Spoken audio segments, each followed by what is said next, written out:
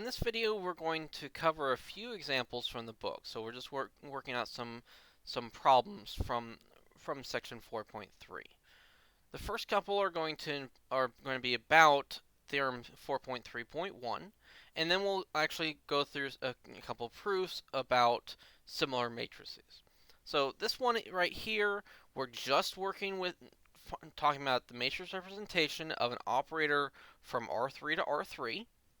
And our operator is actually going to just be defined as a matrix product. So we don't really have to do too much here in talking about what is the matrix representation in the standard basis, because this is literally what it is. This is the matrix representation because defined to be that. But we're not really interested in this matrix representation. We want to look at a different basis, this basis consisting of these V's, which they don't really name here, so let's just give it a name. Let's call this E. That's going to be our basis. And we want to find what is the transition, we want the transition matrix from this basis E to the standard basis, and we want to use that to determine the matrix representation B of this linear map L with respect to this basis. So let's first figure out what V is. How do we go from these vectors to the standard basis? Well, that's actually not too hard of a problem. We've done that before. When we're going from a basis to the standard basis, all we need to do is use those basis vectors as the columns of our matrix.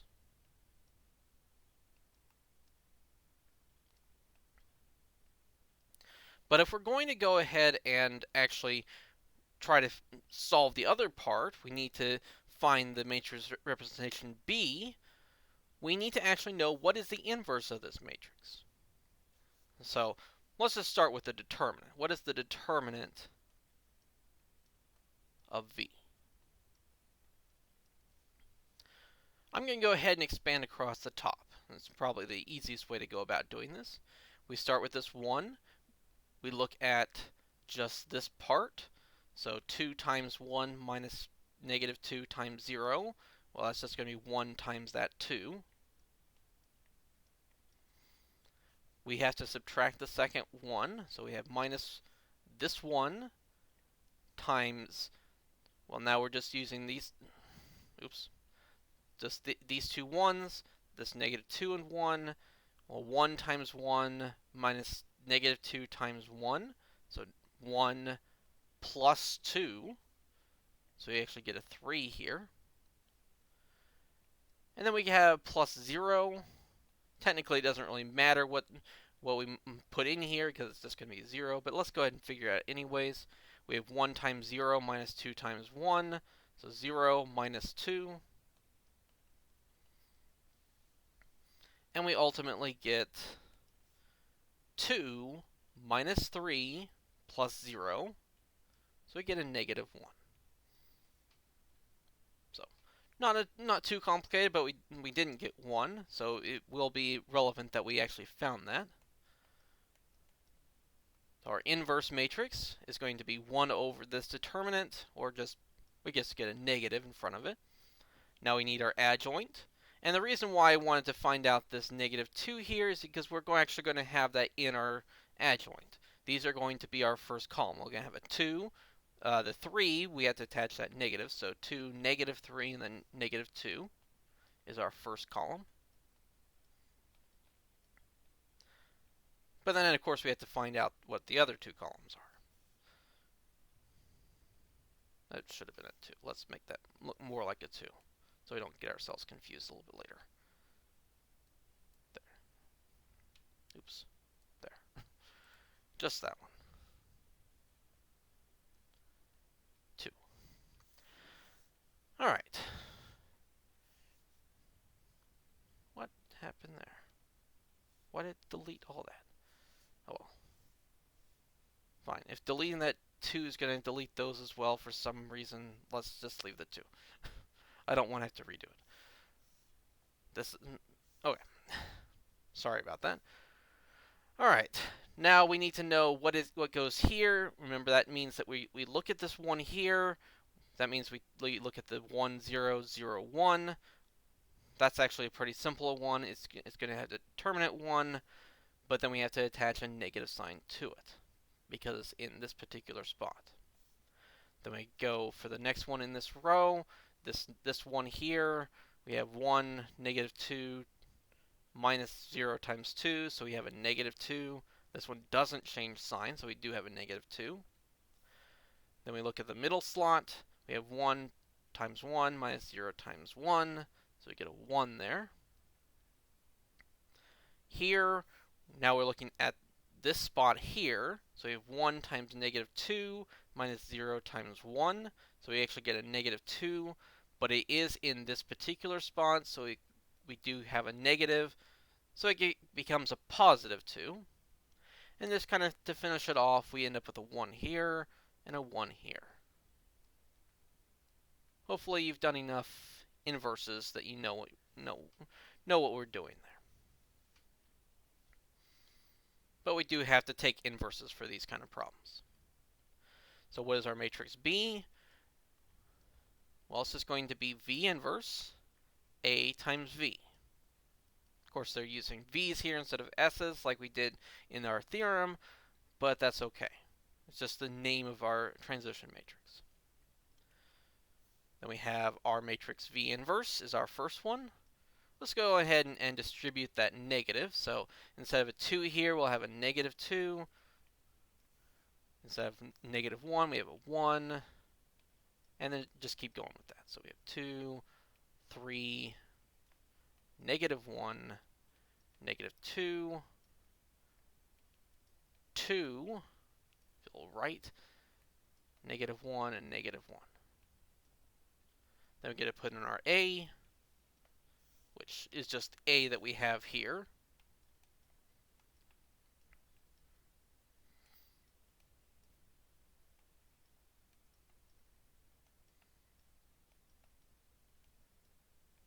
And then finally put in our V.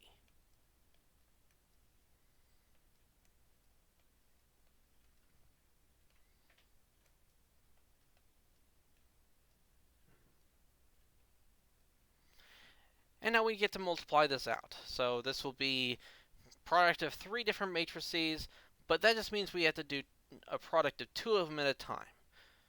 And we could either multiply our first matrix by our second matrix first, or our second matrix times our third matrix first. Obviously, since we can't change the order, we aren't going to multiply the first and third one together. So I'm going to go ahead and multiply together the second two. So we'll just copy down that first matrix, and then go ahead and multiply out this one. So this is just a standard matrix product. We do row by column. We have 3 minus 1 minus 2. Actually, that gives us a 0. We have this row times this column. So 3 minus 2, then we have a 0. So we end up with a 1 here. Then we have 0, positive 2, and then minus 2. So we actually get another 0 here. We'll actually get a lot of zeros in this example. Now we're going to work with the second row times each of these columns. We have 2 plus 0 minus 2. We have 2 plus 0 minus 0. So we get a 2. Then we have 0. Oops.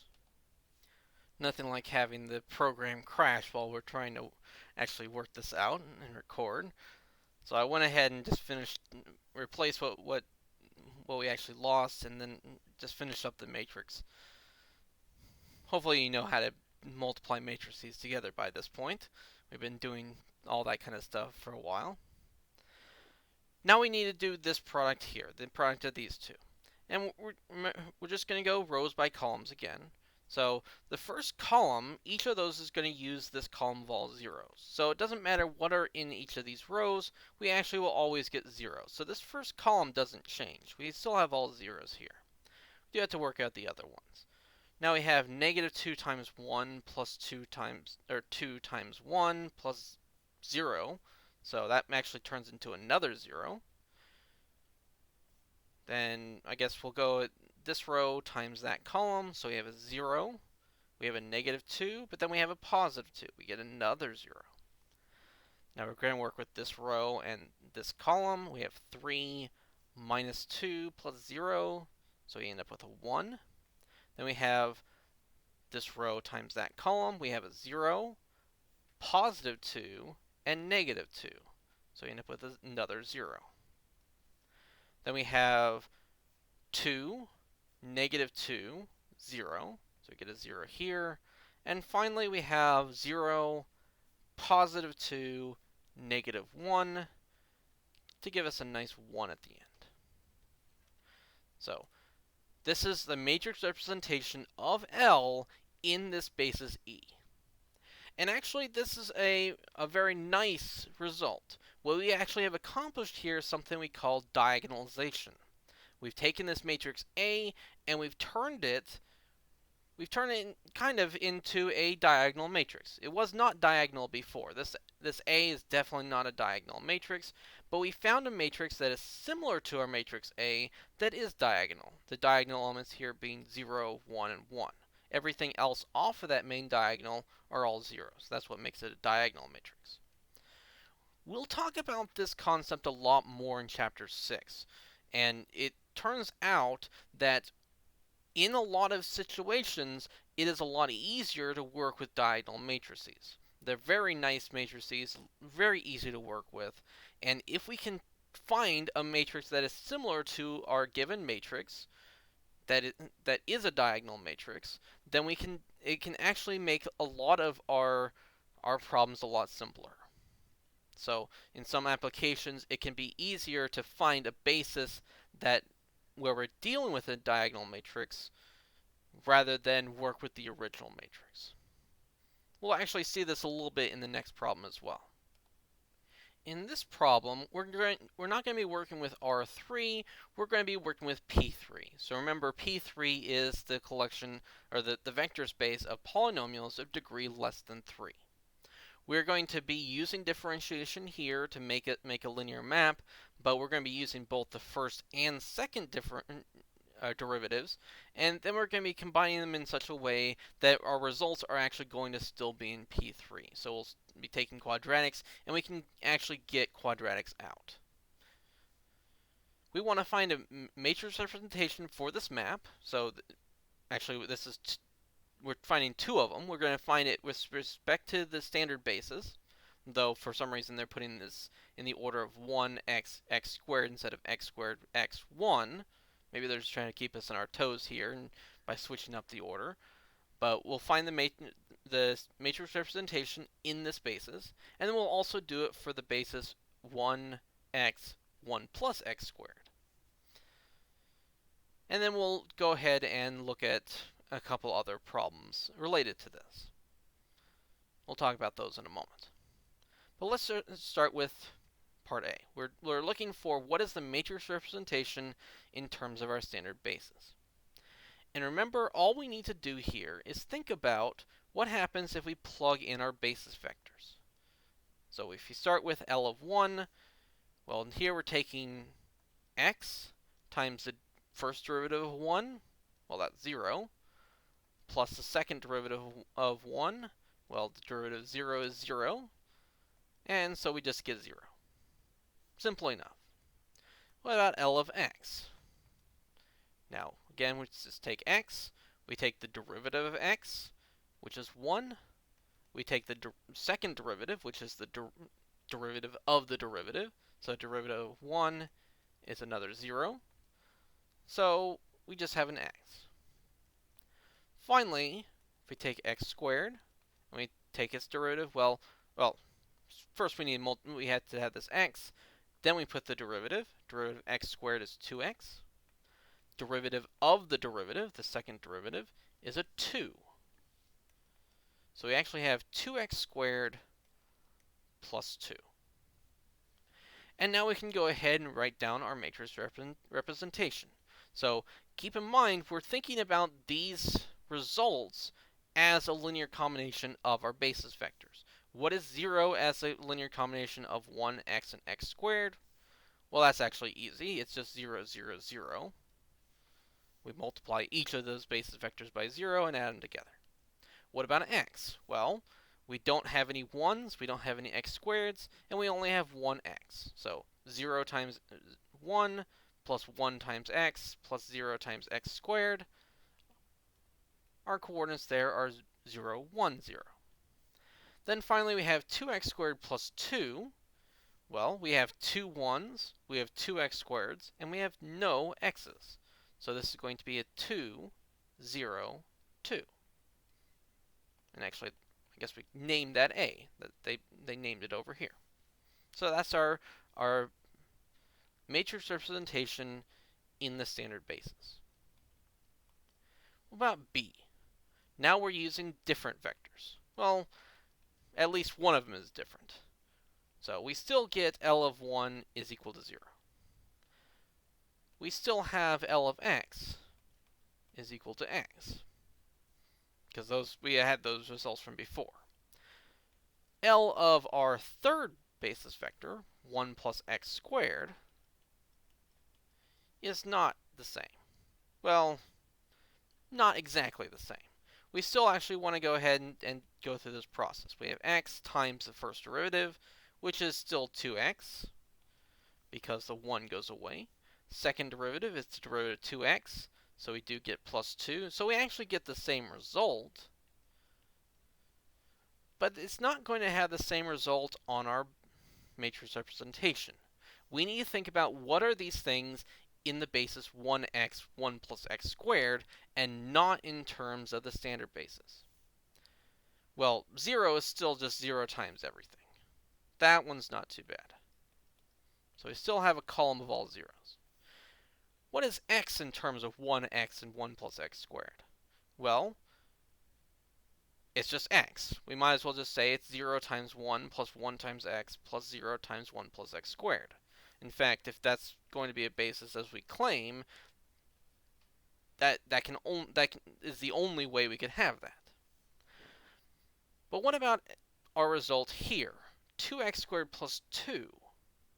Since there's an x squared here, we're going to have to involve 1 plus x squared. And if we take 1 plus x squared and we multiply it by 2, we actually just have that result. So we can actually just say this is the linear combination 0 times 1 plus 0 times x plus 2 times 1 plus x squared. So instead of having 2, 0, 2 like we had here, we're going to have 0, 0, 2. So we actually get a diagonal matrix again. Kind of a running theme for some of these problems, it seems. The book likes this problem because that's what we're going to do with these in chapter 6. We want to actually kind of look ahead a little bit. But we're not going to get too much into that right now.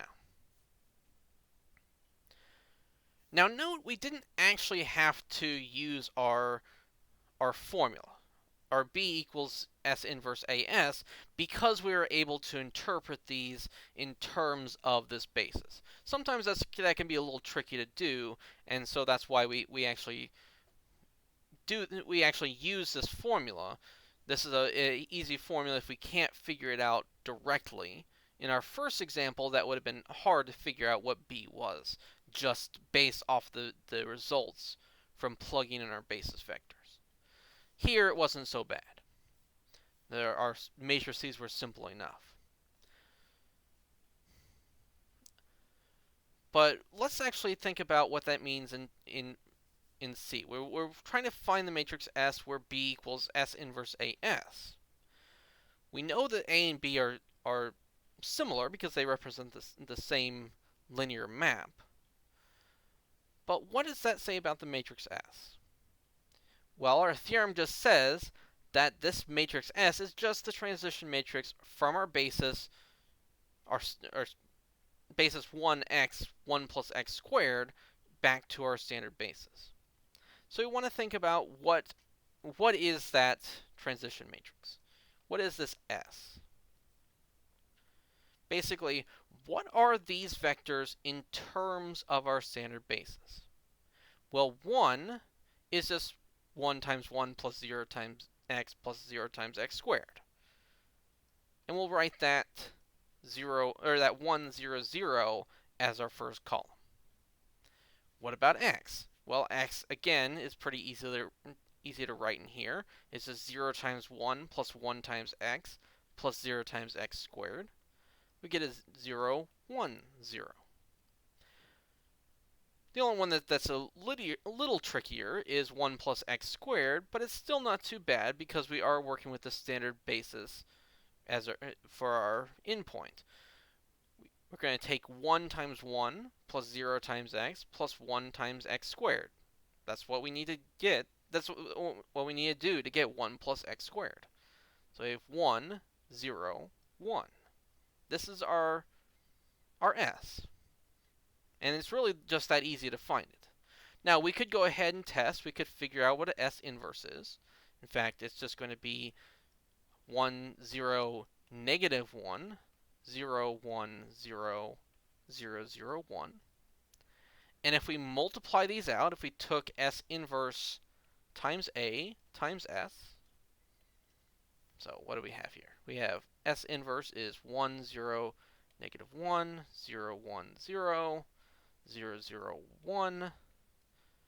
A is 0, 0, 2, 0, 1, 0, 0, 0, 2. And then finally S is 1, 0, 1, 0, 1, 0, 0, 0, 1. And if we go through all the steps of multiplying this out, just kind of some busy work there, but we can do it, we will get the result of 0, 0, 0, 0, 1, 0, and 0, 0, 2, which is what our B is. So if you want, you can test that out. Now what about this part D? Part D is kind of interesting. This is not something that we've done anything with so far in this section. We're calculating this Ln of p of x, where p is this polynomial here. So notice that they have written this in terms of the basis that we have here. But what is L to the nth power? L to the nth power is just what happens if we take L of whole bunch of L's of p of n, or of p of x. So we have a lot of parentheses here too. But we have n copies of L. So we start with the polynomial p, and then we apply this matrix operator, this linear operator, to p n times. Just do it once, do it again, until we get to n. So how do we even consider how that works? Well, remember, since they've expressed our p in terms of the basis 1x, 1 plus x squared, using L here is just essentially multiplying by b. So if we think about this, we're basically taking b to the n times the vector a0, a1, a2, because those are the coordinates of p in this basis. But each time we apply L to this, we end up multiplying by another b. So it's just a matter of repeated multiplication. Now, repeated multiplication of matrices can be really complicated. That is why they actually are specifically asking us to do that with a b. Because remember, our matrix A had this not too bad. We have a lot of zeros here, but we don't have a very nice form to this. We have a 2 up here. We have things along the diagonal. It's not the easiest thing to work with. On the other hand, B is a diagonal matrix. And this is one of the reasons why we like using diagonal matrices. Finding powers of diagonal matrices is a lot easier. So let's look at what are the possible results. So remember what our B is. Our diagonal elements are 0, 1, 2. What happens if we look at the square of this matrix? Well, if we multiply this matrix to itself, and I'll kind of skip over some of the work here, but we'll end up getting another diagonal matrix where the diagonal elements are 0, 1, and not 2 again, but we actually get 4. We get a nice formula there. In fact, what has happened here? We actually we took that 0 and we multiplied it by itself. We still got 0. We took that 1, multiplied it by itself. We still got 1. And then we took this 2 and multiplied it by itself. That's where we got the 4. So squaring B actually just squared the diagonal elements. If we wanted to cube B, it'd be the same thing. We'd cube the 0 and the 1. Maybe not the best example because two of those diagonal elements don't change, but then we do cube the 2. And in general, if we go out to n, we'll still have 0 and 1 here, but our last element is 2 to the n, the nth power of 2. And that only works if we're dealing with a diagonal matrix. It's not nearly so nice if we're dealing with something else. But that makes this problem a lot easier than it looks. We're just taking the matrix 0, 0, 0, 0, 0, 1, 0, 0, 0 to the n times this coordinate vector. If we multiply that out, well, we have a row of all zeros times that. We're just going to get 0. We have a row of 0, 1, 0 times this. We're going to have 0, A1, 0. So we have an A1 here. And then finally we have 0, 0, and 2 to the n times A2. Or in other words, what is the result of L? L to the n of P of x? Keep in mind, these are the coordinates of a vector in terms of this basis 1 plus x squared. So this is 0 times 1 plus a1 times x plus, now 2 to the n, a2 times our third basis vector of 1 plus x squared. And that's our result. If we do this n times, this is the result that we're going to get. So a lot easier than if we tried to do this directly, because we were able to work with a particular basis that made this very nice to work with. Now, since these examples have actually taken quite a bit of time to work out, I'm going to go ahead and split up this video. We'll just have the first video be our calculational ones, where we're working with theorem 4.3.1. Our second examples video will be more on the proof stuff. So I'll see you in the next video.